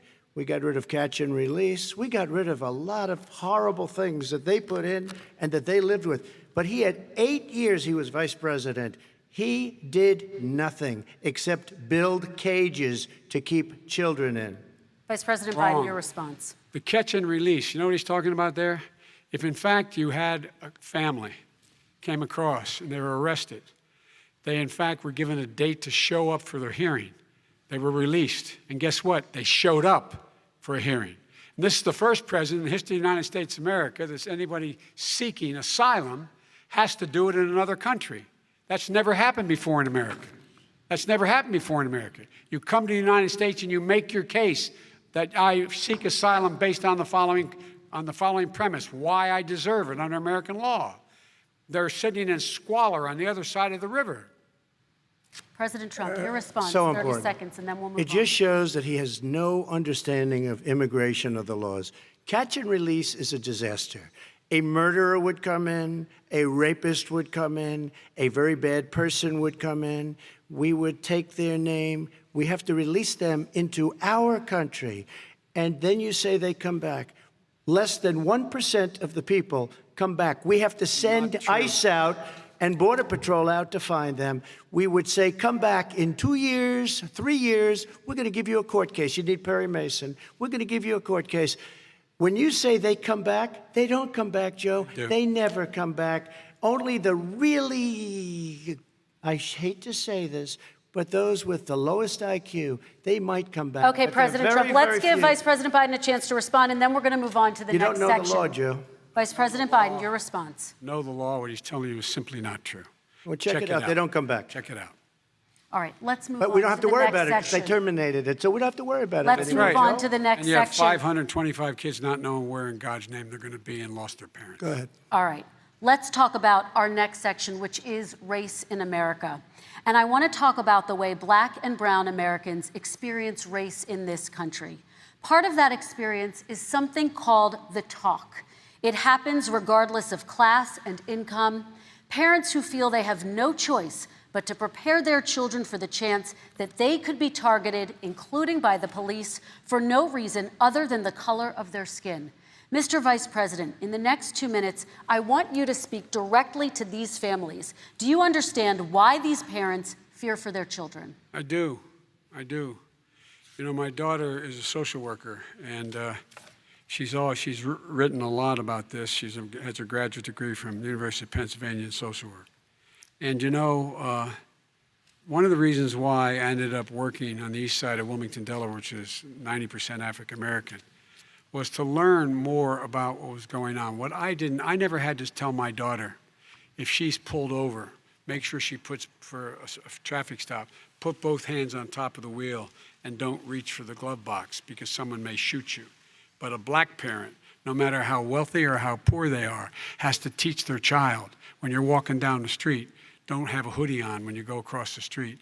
Making sure that you, in fact, if you get pulled over, yes, yes, sir, no, sir, hands on top of the wheel, because you are, in fact, the victim, whether you're a person making child of a $300,000 a year person or someone who's on food stamps. The fact of the matter is, there is institutional racism in America.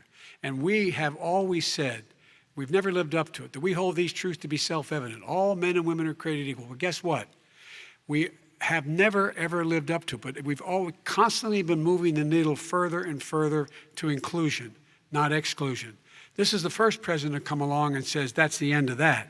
We're not going to do that anymore. We have to provide for economic opportunity, better education, better health care, better access to schooling, better access to opportunity to borrow money to start businesses. All the things we can do, and I've laid out a clear plan as to how to do those things, just to give people a shot. It's about accumulating the ability to have wealth as well as it is to be free from violence. President Trump, same question to you, and let me remind you of the question. I would like you to speak directly to these families. Do you understand why these parents fear for their children? Yes, I do. And again, he's been in government 47 years. He never did a thing except in 1994 when he did such harm to the black community. And they were called, and he called them super predators. And he said that. He said it, super predators. And they have never lived that down. 1994, your crime bill, the super predators. Nobody has done more for the black community than Donald Trump. And if you look, with the exception of Abraham Lincoln, possible exception, but the exception of Abraham Lincoln, nobody has done what I've done. Criminal justice reform, Obama and Joe didn't do it. I don't even think they tried because they had no chance at doing it. They might have wanted to do it, but if you had to see the arms I had to twist to get that done, it was not a pretty picture, and everybody knows it, including some very liberal people that cried in my office. They cried in the Oval Office. 2 weeks later, they're out saying, gee, we have to defeat him. Criminal justice reform, prison reform, opportunity zones with Tim Scott, a great senator from South Carolina. He came in with this incredible idea for opportunity zones. It's one of the most successful programs. People don't talk about it. Tremendous investment is being made. Biggest beneficiary, the black and Hispanic communities, and then historically black colleges and universities. After 3 years of coming to the office, I love some of those guys. They were great. They came into the office and they said, I said, what are you doing? After 3 years, I said, why do you keep coming back? Because we have no funding. I said, you don't have to come back every year. We have to come back because President Obama would never give them long-term funding, and I did. 10-year long-term funding, and I gave them more money than they asked for because they said, I think you need more. And I said, the only bad part about this is I may never see you again, because I got very friendly with them, and they like me and I like them. But I saved historically black colleges and universities. Okay, and we're going to talk about both of your records, but your response to that, Vice President? My response to that is I never, ever said what he accused me of saying. The fact of the matter is, in 2000, though, after the crime bill had been in the law for a while, this is a guy who said, the problem with the crime bill, there's not enough people in jail. There's not enough people in jail. And go on my website, get the quote, the date when he said it. Not enough people. He talked about marauding gangs, young gangs, and the people who are going to maraud our cities. This is a guy who in the Central Park five innocent black kids, he continued to push for making sure that they got the death penalty. None of them were guilty of the crimes they were suggested. Look, and talk about granted, he did in fact let 20 people, he commuted 20 people's sentences. We commuted over 1,000 people's sentences. Over 1,000. The very law he's talking about is a law that, in fact, initiated by Barack Obama. And secondly, we're in a situation here where the federal prison system was reduced by 38,000 people under our administration. And one of these things we should be doing, there should be no minimum mandatories in the law. That's why I'm offering $20 billion to states to change their state laws to eliminate minimum mandatories and set up drug courts. No one should be going to jail because they have a drug problem. They should be going to rehabilitation, not to jail. We should fundamentally change the system, and that's what I'm going to do. But why didn't he do it 4 years ago? Why didn't you do that 4 years ago, even less than that? Why didn't you do it? You were vice president. You keep talking about all these things you're going to do, and you're going to do this. But you were there just a short time ago, and you guys did nothing. We did. You know, Joe, I ran because of you. I ran because of Barack Obama, because you did a poor job. If I thought you did a good job, I would have never run. I would have never run. I ran because of you. I'm looking at you now. You're a politician. I ran because of you. All right, Vice President Biden, your response to that, and then I do have some questions for both of you. Well, I tell you what, I hope he does look at me, because what's happening here is, you know who I am, you know who he is, you know his character, you know my character, you know our reputations for honor and telling the truth. I am anxious to have this race. I am anxious to see this take place. The character of the country is on the ballot. Our character is on the ballot. Look at us closely. Let me ask some follow-up. Please respond, and then we're going to have follow-up If this stuff is true about Russia, Ukraine, China, other countries, Iraq, if this is true, then he's a corrupt politician. All right. So don't give me the stuff about how you're this innocent baby. Joe, they're calling you a corrupt politician. Nobody's Take a look President at the Trump, I laptop want to from stay hell. on the issue Excuse of me, race. We're take a talking look at about the the issue. laptop from hell. President Trump, we're Nobody. talking about race right now, and I do want to stay on the issue of race. President Trump, And I you've have to respond to that. Please, Because look, very there quickly. are 50 former national intelligence folks who said that what he's accusing me of is a Russian plant. They have said that this has all the five former heads of the CIA, both parties, say what he's saying is a bunch of garbage. Nobody believes it except his and his good friend Rudy Giuliani. You mean the laptop is now another Russia hoax? You That's gotta exactly be- what. Is this that's where you're exactly going? what. This was is told. where he's going. The All right. laptop is Russia, Yes. Gentlemen, Russia. I want to stay on the issue of race. You okay? have to be kidding. Here we Mr. go President, again with Russia. We're going to continue Boy, on the boy. issue of race. Mr. President, believe you've that one. described the Black Lives Matter movement as a symbol of hate. You've shared a video of a man chanting white power to millions of your supporters. You've said that black professional athletes exercising their First Amendment rights should be fired. What do you say to Americans who say that kind of language from a president is contributing to a climate of hate and racial strife? Well, you have to understand, the first time I ever heard of Black Lives Matter, they were chanting pigs in a blanket, talking about police. Pigs, talking about our police. Pigs in a blanket, fry them like bacon. I said, that's a horrible thing. And they were marching down the street. And that was my first glimpse of Black Lives Matter. I thought it was a terrible thing. As far as my relationships with all people, I think I have great relationships with all people.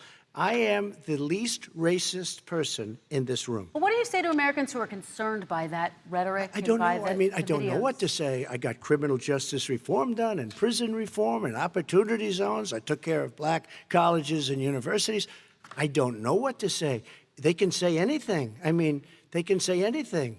It makes me sad because I am the least racist person. I can't even see the audience because it's so dark, but I don't care who's in the audience. I'm the least racist person in this room. Okay, Vice President Biden, let me ask you very quickly, and then I have a follow-up question for you. Abraham Lincoln here is one of the most racist presidents we've had in modern history. He pours fuel on every single racist fire, every single one. Started off his campaign coming down the escalator saying he's going to get rid of those Mexican rapists. He's banned Muslims because they're Muslims. He has moved around and made everything worse across the board. He says about the poor boys, last time we were on stage here, he said, I told them to stand down and stand ready. Come on. This guy has a dog whistle about as big as a foghorn. President Trump, I'm going to give you 10 seconds to respond, and then I have a follow-up question. He made a reference to Abraham Lincoln. Where did that come in? I mean, You said where you're did that- Abraham Lincoln. No, where did that? No. You said- I said not since Abraham Lincoln has anybody done what I've done for the black community. And I'm I saying- didn't say I'm Abraham Lincoln. I said not since Abraham Lincoln has anybody done what I've done for the black community. Now, you have done nothing other than the crime bill, which put Oh, God. tens of thousands of black men, mostly, in jail. All right, let me- And you know let me what? a- let me they ask remember Vice it President because if you Biden look a at what's question. happening with the voting right now, Let me ask they Vice remember President that Biden you treated them about- very, very badly. The- Just the- take a look at what's happening out there. Vice President Biden, let me give you a chance to respond within this context. Crime Okay. bills that you supported in the 80s and 90s contributed to the incarceration of tens of thousands of young black men who had small amounts of drugs in their possession. They are sons, they are brothers, they're fathers, they're uncles, whose families are still to this day, some of them suffering the consequences. So speak to those families. Why should they vote for you? One of the things is that in the 80s, we passed 100%, all 100 senators voted for it, a bill on drugs and how to deal with drugs. It was a mistake. I've been trying to change it since then, particularly the portion on cocaine. That's why I've been arguing that, in fact, we should not send anyone to jail for a pure drug offense. They should be going into treatment across the board. That's what we should be spending money on. That's why I set up drug courts, which were never funded by our Republican friends. They should not be going to jail for a drug or an alcohol problem. They should be going into treatment. That's what we've been trying to do. That's what I'm going to get done because I think maybe the American people have now seen that, in fact, it was a mistake to pass those laws relating to drug. But they were not in the crime bill. But Okay, why so- didn't he get it done? See, it's all talk, no action with these politicians. Why didn't he get it done? That's what I'm going to do when I become president. You were vice president along with Obama as your president, your leader, for 8 years. Why didn't you get it done? You had 8 years to get it done. Now you're saying you're going to get it done because you're all talk and no action, Jim. We got a Your lot of it response. done. We released didn't get 38,000. anything We got done. 38,000 prisoners left from the. You got nothing done. 38,000 prisoners were released from federal prison. There were over 1,000 people who were given clemency. In fact, we're the ones that put in the legislation saying we could look at pattern and practice of police departments and what they were doing, how they were conducting themselves. I could go on, but we began the process. We lost an election. That's why I'm running to win back that election and change his terrible policy. I Quick just response, asked, and then we're I gonna just move asked on to one climate question. change. Why didn't you do it in the 8 years, a short time ago? Why didn't you do it? You just said, I'm going to do that, I'm going to do this. You put tens Because- of thousands of mostly black young men in prison. Now you're saying you're going to undo that. Why didn't you get it done? You had 8 years with Obama. You know why, Because- Joe? Because you're all talk and no action. All right, Vice President Because Biden, and then we're going to move on to the next section. We had a Republican Congress. That's the answer. Well, Okay. you got to talk them into it, Joe. All Sometimes right. you got to talk them into it. We're going to move on to our next section, Like I which did is with criminal climate justice change. reform. I had Okay. to talk Democrats into it. Gentlemen, You we're, did we're- what we we're running out of already done. time, so we got to get on to Okay. climate change, please. You both have very different visions on climate change. President Trump, you say that environmental regulations have hurt jobs in the energy sector. Vice President Biden, you have said you see addressing climate change as an opportunity to create new jobs. For each of you, how would you both combat climate change and support job growth at the same time? Starting with you, President Trump, you have 2 minutes uninterrupted. So we have the Trillion Trees program. We have so many different programs. I do love the environment, but what I want is the cleanest, crystal clear water, the cleanest air. We have the best, lowest number in carbon emissions, which is a big standard that I notice Obama goes with all the time. Not Joe. I haven't heard Joe use the term because I'm not sure he knows what it represents or means, but I have heard Obama use it.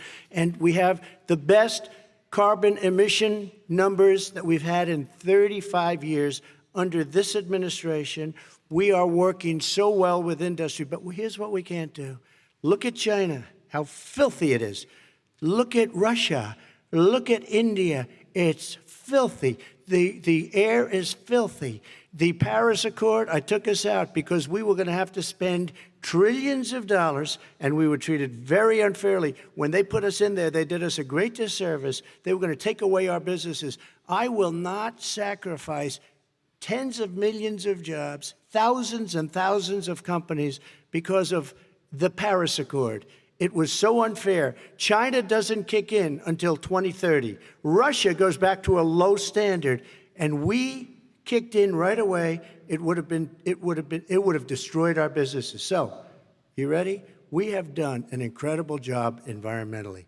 We have the cleanest air, the cleanest water, and the best carbon emission standards that we've seen in many, many years. Vice President And we Biden. haven't destroyed our industries. Vice President Biden, 2 minutes to you, uninterrupted. Climate change and climate warming, the global warming, is an existential threat to humanity. We have a moral obligation to deal with it. And we're told by all the leading scientists in the world we don't have much time. We're going to pass the point of no return within the next 8 to 10 years. 4 more years of this man eliminating all the regulations that were put in by us to clean up the climate, to limit the limit of emissions, will put us in a position where we're going to be in real trouble. Here's where we have a great opportunity. I was able to get both all the environmental organizations as well as labor, the people worried about jobs, to support my climate plan. Because what it does, it will create millions of new good-paying jobs. We're going to invest in, for example, 50,000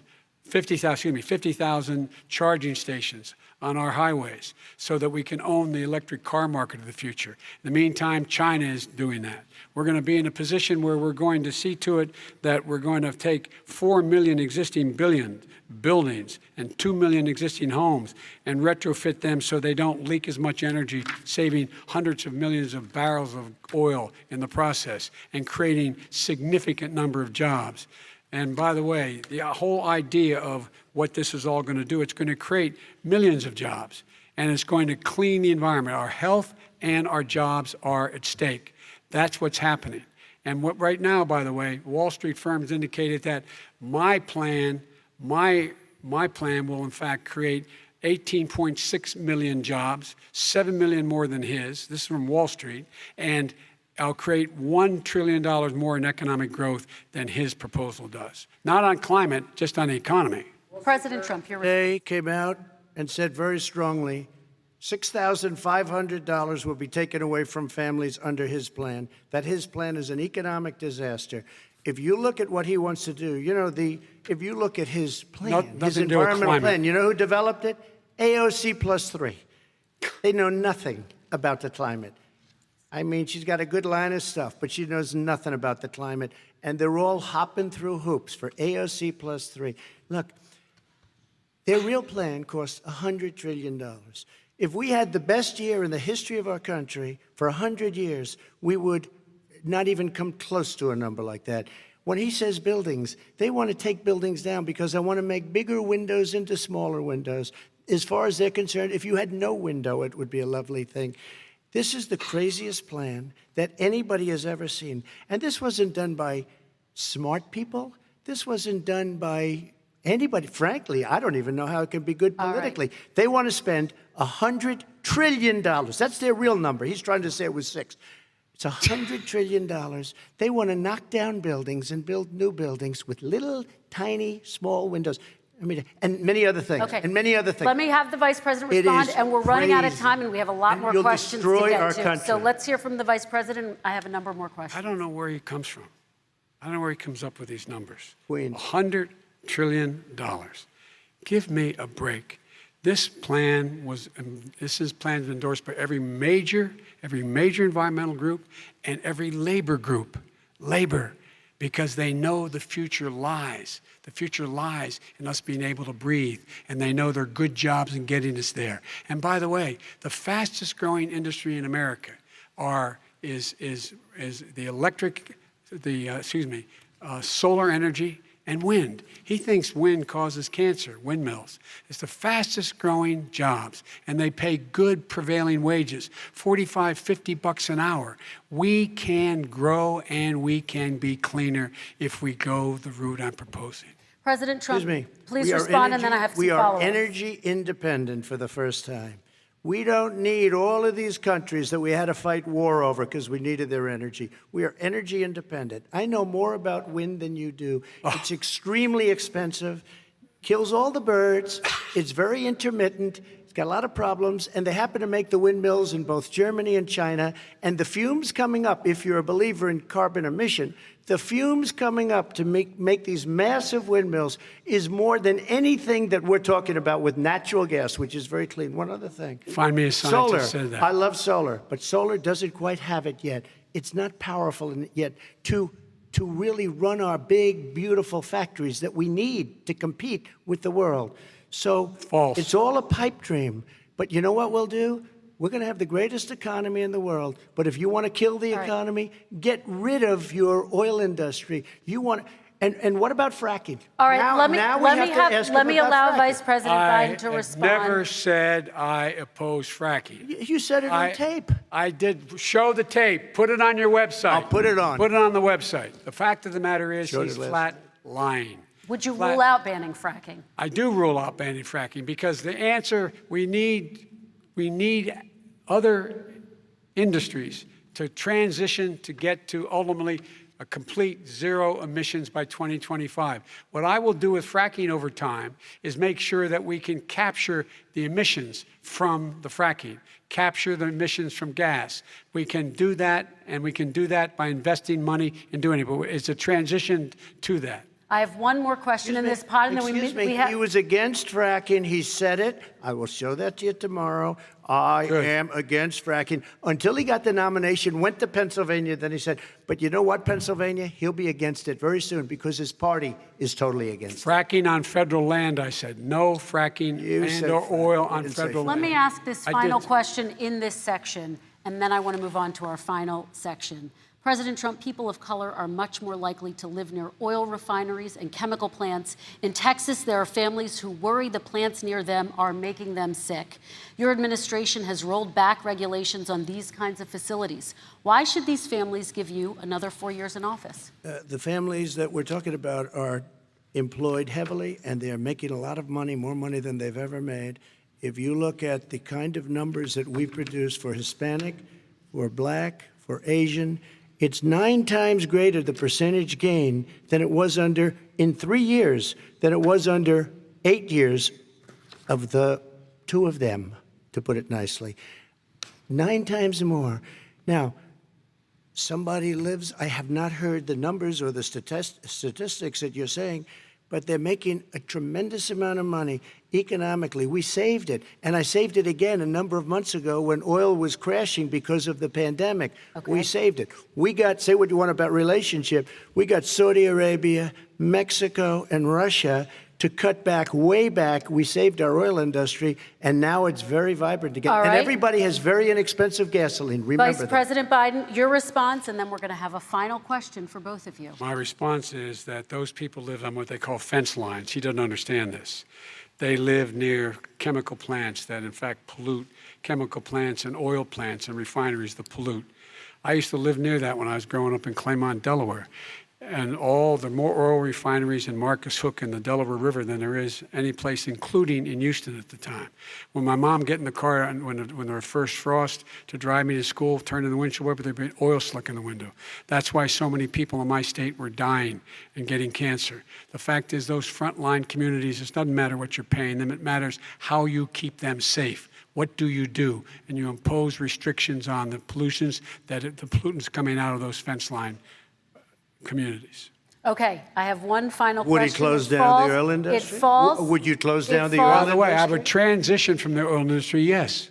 Oh, I would that's transition. a big statement. Thank It you. is a big statement. That's a big because statement. I would stop Why would you do that? because the oil industry pollutes significantly. I see. And here's the deal. But That's you a can't big do that. statement. Well, if you let me finish the statement, because it has to be replaced by renewable energy over time, And I'd stop giving to the oil industry. I'd stop giving them federal subsidies. He won't give federal subsidies to the gas. Excuse me, to solar and wind. Yeah. Why are we giving it to oil industry? We actually do All give right. it to solar and wind. We And have that's one maybe the final biggest question. statement in terms of business. That's the biggest statement. Okay. Because We have basically one what he's final saying question, is he is Mr. going to President. destroy the oil industry. Will you remember that, Texas? Will you Okay. remember that, Pennsylvania, Oklahoma? Vice President Biden, let me give you 10 seconds to respond, and then Ohio. I have to get to the final question. Vice President Biden. He takes everything out of context. But the point is, look, we have to move toward a net zero emissions. The first place to do that by the year 2035 is in energy production, by 2050 totally. All right. One Is he gonna final get question China to both do of you. it? No, we're finished with Is this. he We going have to to get move on China to to our do it? final question. We No, have to I'm move going on to to our rejoin final Paris question. Accord and make China abide by what they agreed to. All right, That'll this cost you is $1 about trillion. leadership, gentlemen. And this first question does go to you, President Trump. Imagine this is your inauguration day. What will you say in your address to Americans who did not vote for you? You'll each have 1 minute, starting with you, Mr. We have to make our country totally successful as it was prior to the plague coming in from China. Now we're rebuilding it, and we're doing record numbers, 11.4 million jobs in a short period of time, et cetera. But I will tell you, go back. Before the plague came in, just before, I was getting calls from people that were not normally people that would call me. They wanted to get together. We had the best black unemployment numbers in the history of our country. Hispanic, women, Asian, people with diplomas, with no diplomas, MIT graduates, #1 in the class. Everybody had the best numbers. And you know what? The other side wanted to get together. They wanted to unify. Success is going to bring us together. We are on the road to success. But I'm cutting taxes, and he wants to raise everybody's taxes, and he wants to put new regulations on everything. He will kill it. If he gets in, you will have a depression, the likes of which you've never seen. Your 401ks will go to hell, and it'll be a very, very sad day for this country. All right. Vice President Biden, same question to you. What will you say during your inaugural address to Americans who did not vote for you? I will say, I'm an American president. I represent all of you, whether you voted for me or against me. And I'm going to make sure that you're represented. I'm going to give you hope. We're going to move. We're going to choose science over fiction. We're going to choose hope over fear. We're going to choose to move forward because we have enormous opportunities to make things better. We can grow this economy. We can deal with the systemic racism. And at the same time, we can make sure that our economy is being run and moved and motivated by clean energy, creating millions of new jobs. And that's the fact. That's what we're going to do. And I'm going to say, as I said at the beginning, what is on the ballot here is the character of this country: decency, honor, respect, treating people with dignity, making sure that everyone has an even chance. And I'm going to make sure you get that. You haven't been getting it the last 4 years. All right. I want to thank you both for a very robust hour and a half, a fantastic debate. Really appreciate it. President Trump, former Vice President Joe Biden, thank you to Belmont University for hosting us tonight. And most importantly, thank you to those watching tonight. Election Day is November 3rd. Don't forget to vote. Thank you, everyone, and have a great night. Thank you.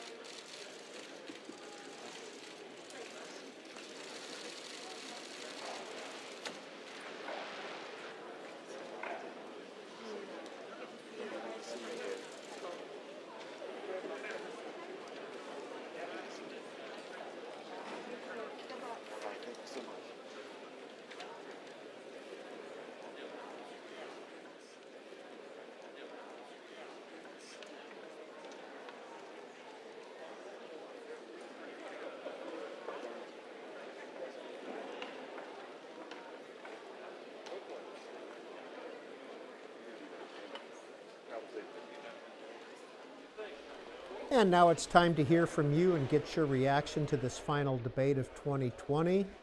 We're going to put the numbers up on the screen if you want to dial in. 202 is the area code for all of our numbers, 748-8920 if you support President Trump. If you support Vice President Biden,